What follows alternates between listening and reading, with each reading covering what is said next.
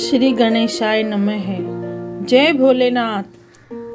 अगर मेरे वीडियो आपको अच्छे लगते हैं तो सब्सक्राइब ज़रूर कीजिए और अपने प्रियजनों परिवारजनों को ज़रूर शेयर कीजिए और उनको भी प्रोत्साहित करिए ऐसे धार्मिक वीडियो देखने के लिए। महाशिवरात्रि की कहानी। महाशिवरात्रि के दिन भक्त जप तप और व्रत करते हैं तथा महाशिवरात्रि की कहानी सुनते हैं। महाशिवरात्रि का व्रत फाल्गुन कृष्ण पक्ष त्रयोदशी को होता है। कुछ लोग चतुर्दशी के दिन भी इस व्रत को करते हैं। ऐसा कहा जाता है कि सृष्टि के प्रारंभ में इसी दिन मध्य रात्रि को भगवान शंकर का रुद्र के रूप में अवतरण हुआ था। प्रलय के समय इसी दिन प्रदोष के समय भगवान शिव तांडव करते हुए ब्रह्मांड को तीसरे नेत्र की ज्वाला से समाप्त कर देते हैं। इसलिए इसे महाशिवरात्रि या कालरात्रि भी कहा जाता है। माना जाता है कि इसी दिन शिव ने तीनों लोकों की अपार सुंदरी तथा शीलावती गौरी को अर्धांगिनी रूप में पाया था। इसलिए सनातन धर्म में महाशिवरात्रि को एक महोत्सव के रूप में मनाया जाता है। महाशिवरात्रि का व्रत करने वाले साधक को मोक्ष की प्राप्ति होती है और भगवान शिव अमंगल रूप होने पर भी भक्तों का मंगल करते हैं और संपत्ति प्रदान करते हैं। कालों के काल और देवों के देव महादेव के इस व्रत को ब्राह्मण क्षत्रिय वैश्य शूद्र और नर नारी किन्नर बालक वृद्ध भी कर सकते हैं। इस व्रत को विधि विधान तथा स्वस्थ मन भाव से जो भी करता है भगवान शिव प्रसन्न होकर उसे अपार सुख संपदा प्रदान करते हैं। महाशिवरात्रि को सुनी जाने वाली कहानी यह है। एक बार माता पार्वती ने भगवान शिव शंकर से पूछा कि ऐसा कौन सा श्रेष्ठ और सरल व्रत पूजन है जिससे मृत्यु लोक के प्राणी सहज ही आपकी कृपा प्राप्त कर लेते हैं। उत्तर में शिवजी ने माता पार्वती को शिवरात्रि के व्रत की विधि बताकर महाशिवरात्रि की कथा सुनाई। एक बार चित्रभानु नाम का एक शिकारी था जो पशुओं का शिकार करके अपने परिवार को पालता था। उस शिकारी ने एक साहूकार से ऋण लिया था लेकिन वह उसे समय पर चुका नहीं सका, जिससे साहूकार ने क्रोधित होकर शिकारी को शिव मठ में बंदी बना दिया। संयोगवश वह महाशिवरात्रि का दिन था और वहाँ कीर्तन चल रहा था। शिकारी ध्यान मग्न होकर कीर्तन तथा शिव संबंधित धार्मिक बातें सुन रहा था। चतुर्दशी को उसने महाशिवरात्रि व्रत कथा भी सुनी। शाम के समय साहूकार ने शिकारी से ऋण संबंधी बात की। तब शिकारी ने अगले दिन सारा ऋण चुकाने का वचन दिया और बंधन मुक्त होकर वहां से चला गया। चित्रभानु वहां से सीधा जंगल में शिकार खोजने गया। भटकते भटकते उसे रात हो गई लेकिन शिकार नहीं मिला। वहां एक बेल का पेड़ था जिसके नीचे शिवलिंग था।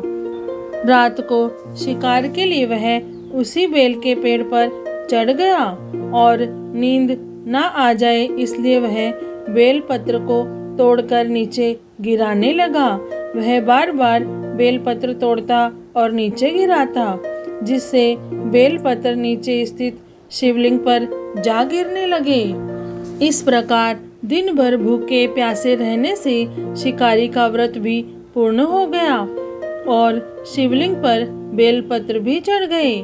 रात्रि का एक पहर बीत जाने के पश्चात वहां एक गर्भवती हिरनी आई। उसका शिकार करने के लिए शिकारी ने जैसे ही अपनी धनुष पर तीर चढ़ाया तो वह हिरनी बोली, मैं गर्भवती हूँ और शीघ्र ही बच्चे को जन्म देने वाली हूँ। तुम एक साथ दो दो जीवों की हत्या करोगे तो अच्छा नहीं होगा। मैं अपने बच्चे को जन्म देकर शीघ्र ही तुम्हारे पास आ जाऊंगी।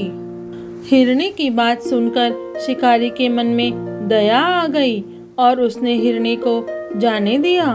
कुछ देर बाद एक और हिरण उधर से निकली, जिसे देखकर शिकारी प्रसन्न हो गया और अपने धनुष पर बाण चढ़ाया। उसे देखकर हिरणी ने विनम्रता पूर्वक निवेदन किया, मैं थोड़ी देर पहले ऋतु से निर्वत हुई हूँ और कामातुर विरहिणी हूँ। मैं अपने प्रिय की खोज में भटक रही हूँ और अपने पति से मिलकर शीघ्र ही तुम्हारे पास लौट आऊंगी। उसकी बात सुनकर शिकारी ने उसे भी जाने दिया। रात्रि का अंतिम पहर बीत रहा था कि तभी एक और मृगी अपने बच्चों के साथ उधर से गुजरी। उसे देखकर शिकारी ने तुरंत ही अपना धनुष उठाया और बाण चलाने ही वाला था कि वह मृगी बोली, यदि तुम मुझे मार दोगे तो मेरे बच्चे जंगल में भटक जाएंगे। मैं अपने बच्चों को इनके पिता के पास छोड़कर शीघ्र ही तुम्हारे समक्ष आऊंगी। मृगी की बात सुनकर शिकारी बोला, मैं 2 बार अपना शिकार खो चुका हूँ। मेरे बच्चे भूख प्यास से तड़प रहे होंगे। उत्तर में मृगी ने कहा कि जैसे तुम्हें अपने बच्चों की ममता सता रही है, ठीक वैसे ही मुझे भी। मैं थोड़ी देर के लिए तुमसे जीवन दान मांग रही हूँ। बच्चों को इनके पिता के पास छोड़कर मैं तुम्हारे पास आने की प्रतिज्ञा करती हूँ। मृगी का दीन स्वर सुनकर शिकारी को दया आ गई और उसने उसे भी जाने दिया। शिकार के अभाव में बेल के पेड़ पर बैठा शिकारी बेलपत्र तोड़कर गिराता जा रहा था। जब सुबह होने को आई तब एक हष्ट-पुष्ट मृग उस तरफ आया। तब शिकारी ने सोचा कि इसका तो अवश्य ही शिकार कर लूंगा। जब उसने धनुष पर तीर चढ़ाया तो वह मृग बोला, यदि तुमने पूर्व में आने वाली 3 मृगियों और उनके बच्चों को मार डाला है तो मुझे भी मार दो। मैं उन तीनों का पति हूँ और यदि तुमने उनको छोड़ दिया है तो मुझे भी कुछ क्षणों का जीवन दान दो। मैं उनसे मिलकर शीघ्र ही तुम्हारे पास आऊंगा। मृग की बात सुनकर पूरे रात का घटनाक्रम उसकी आंखों के सामने घूम गया। उसने सारी बात मृग को बताई। तब उसने कहा कि मेरी तीनों पत्नियां जिस प्रकार प्रतिज्ञाबद्ध होकर गई है, मेरी मृत्यु से उनकी प्रतिज्ञा टूट जाएगी और वह अपने धर्म का पालन नहीं कर सकेगी। जिस प्रकार तुमने उन्हें विश्वास पात्र मानकर छोड़ा है, वैसे ही मुझे भी कुछ क्षणों का जीवन दान दो। मैं उन सब के साथ तुम्हारे समक्ष उपस्थित होऊंगा।